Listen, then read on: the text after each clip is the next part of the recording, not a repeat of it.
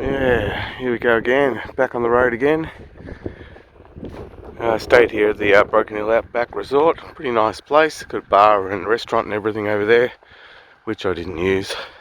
Alright, time to pack up, get out of here, hit the open road and hopefully not hit any goats. Got the sun right in my eyes. That's the direction I'm going in.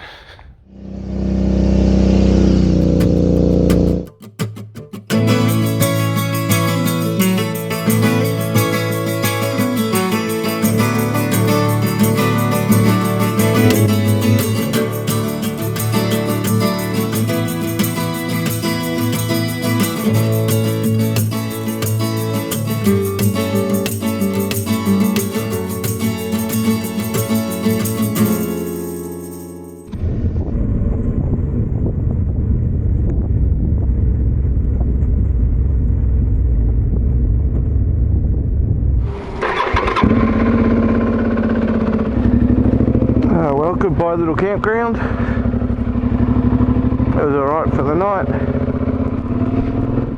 It's a great spot, but very noisy there beside the highway, very noisy. The trucks going by, there's a train track just over the other side of the road which I didn't realise, and there's goats. Leaving the Broken Hill Outback Resort.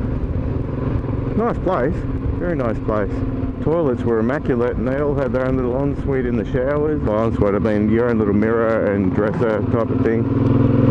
So yeah, unique. I've never seen a little room beside the shower inside the cubicle like that. Riding straight into the sun. All the cars going past here are beeping at these goats. Yeah, train track right there. Man, that was loud as. I didn't realise it was so close. Great spot. Very well laid out, but not very quiet. So yeah, I didn't have a very good night's sleep there last night. It was a bit cold, my head's all stuffed up, just feeling like crap. I had enough layers on, but I had one of those little heat cut things you crack open, unpackage it, and it becomes hot. So I had that on me and just kept on moving that around in different locations, which definitely helped. That was good. Woke up in the morning just covered in sweat. Because I'd had a pretty bad night's sleep, I was up really early, which was a good thing because I had a massive day ahead of me. I was out of there and on the road by 7 AM. That was South Australian time though, because Broken Hill, where I'd spent the night, even though it's in New South Wales, runs on South Australian time. Half an hour behind New South Wales, so I knew I was going to lose half an hour at some stage. I had a massive day ahead of me because I was just trying to make up as much ground as possible, and with a good chance I was going to be feeling even worse the next day. I wanted to try and go as far as I could that day, but I knew it was going to be extremely challenging. Before long, I'd already started dodging goats. There were plenty of goats out there, some of them running across the road in front of me. Always plenty of hazards out there in the outback.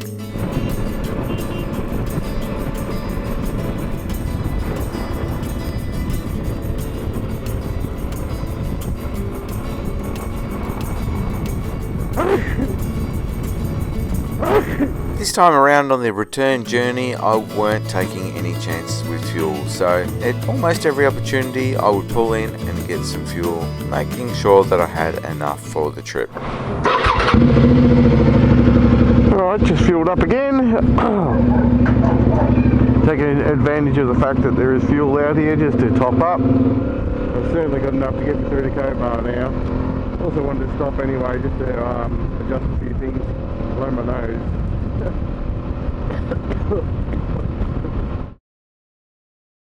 About 2/3 of the way across to Willcannia from Broken Hill. 74 kilometres to Willcannia, 122 back to Broken Hill.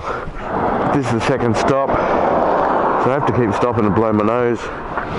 I'm coughing and sneezing in my helmet. My eyes have been watering, my nose has been running. Oh, I'm a complete mess. Alright, next stop, who knows where. Depends how I go with my sneezing and runny nose.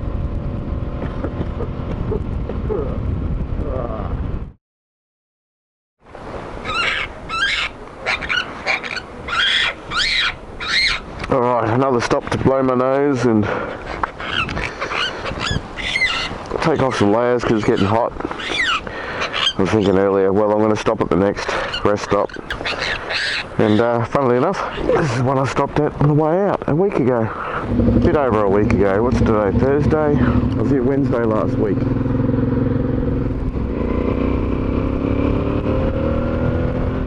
Funny, every time you stop, you see the same caravans go past you. And I have to overtake them again. Oh. Before too long, I was entering the sleepy little town of Willcannia. There's not much at Willcannia. It is a small dot in the map in the middle of absolutely nowhere, located on the Darling River and at the crossroads for a couple of major highways. Willcannia doesn't have much of a good reputation. I didn't stop in Willcannia, not because of that, but mainly because I just didn't need to, preferring to stop in a nice quiet place away from town. This little rest area here, it's more like a little campground. You can camp in here. There's a fair way off the road. The goats love it too. Hello, goats.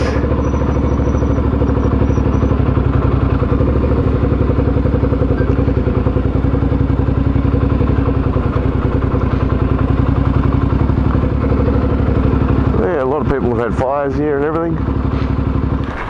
Time for some more cold and flu tablets and blow my nose again. Oh, aches and pains, really bad. What am I doing? I was feeling pretty rough by that stage, so a few minutes of rest while the drugs kicked in was in order. Alright, 63 kilometres to Cobar. I'll probably stop there for lunch. That was where I stayed on the second night of the trip. Oh, great. Timed that to perfection. Road train. Yeah, I'm a hoon. Topped up the bike too with some leftover fuel I had from Hawker back in South Australia.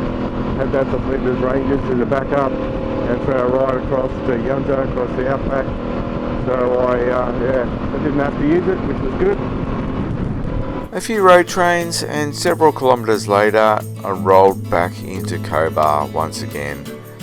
The scene of my accommodation a little bit over a week ago when I was on my way over to South Australia. I stopped in there for some fuel and a nice little lunch break. Just had a fairly basic sort of a lunch here in Cobar. Something to fill the hole, keep me travelling. Don't think I'm going to go up towards Burke because the wind is blowing from that direction. I'll have a headwind all the way. And I'm sick of the flat roads. I want to get back over to the east coast and get some winding roads for the last day home, I think.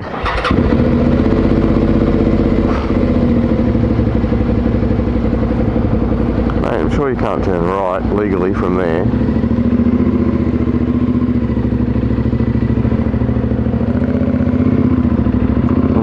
Because I'm a motorcycle instructor, I do all the correct things. Let's see what the back streets of Cobar look like. Oh, I've got a bakery. Police station. I've got a big tower. Cobar Shire Council.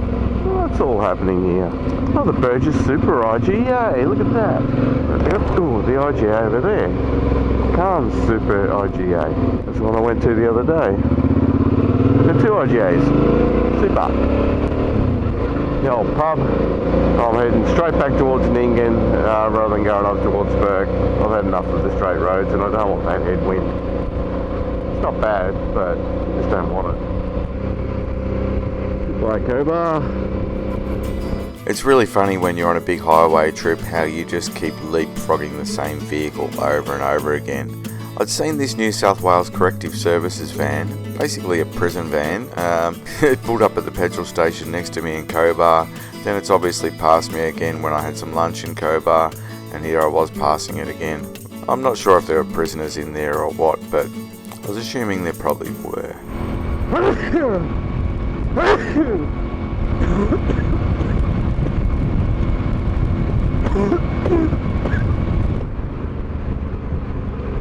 Well, I'm back into the town of Nyngan, the Bogan Shire, the Bogan River, the home of the Big Bogan. There's a bit of water flowing down the Bogan River.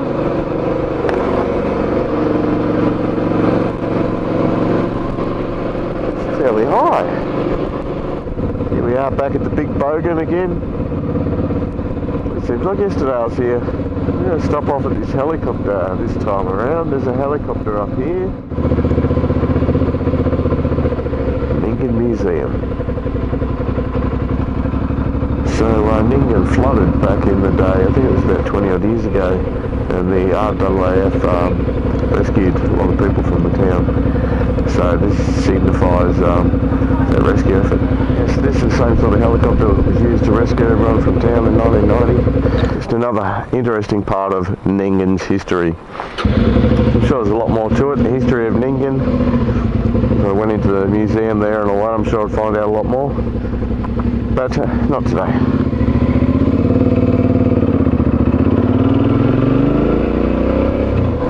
There's that van again. That's the third time I've passed that corrective services van. All of a sudden, just like that, the Outback scrub gave way to some farming country, and I have to admit I was a little bit sad to be leaving the Outback behind. But I was looking forward to some twisty, winding roads as I got back into the hillier landscape towards the east coast. We're in a little town called Warren. Not much going on in Warren, just farming around the area. It's like a pretty old sort of a town, a lot of history here as well. The Macquarie River. I'm actually on the famous Oxley Highway, one of the most famous motorcycling roads in Australia, but I'm way further west than the good part of the road. So I just started at the western end, Never Tire. There's not much happening there. It's a very tired town. It says it never tires, but yeah, it's tired.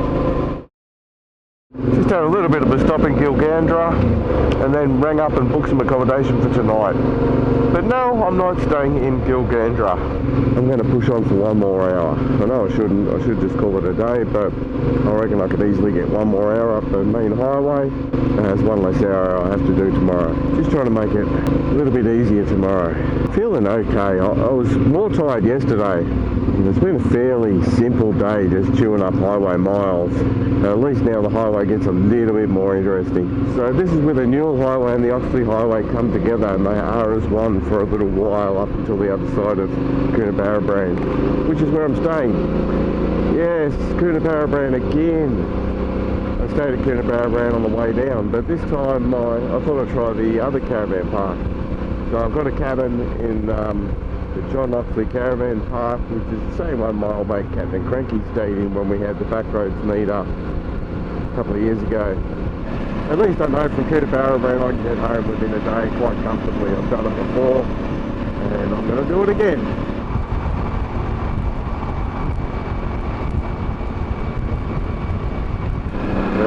The wonderful Warren Bundles. Doesn't seem like 9 days since I rode through that marvellous, beautiful district farm. A lot has happened since then. I've seen a lot of stuff. I've done a lot of kilometres. This bike is a lot dirtier than it was when I rode through there on day 2 of this trip. Look, there's Uranus again. Beautiful part of the world through there.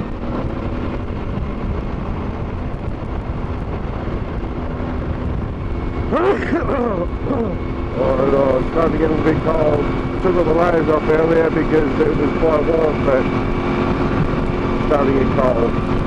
And I'm sick. It's not good.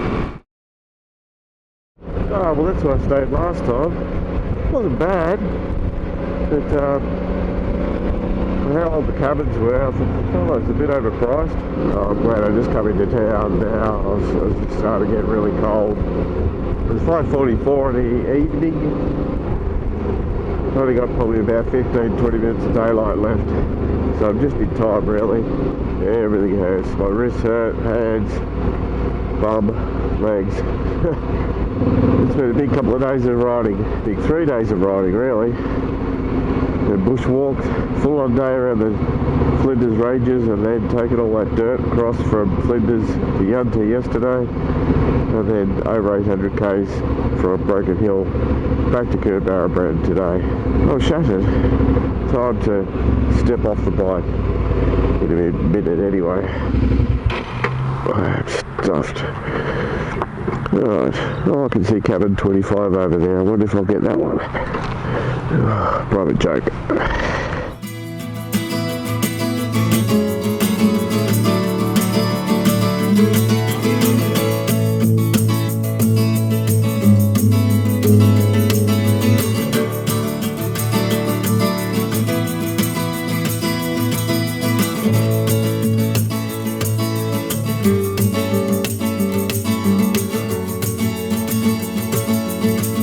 I've just done a COVID test and I have COVID.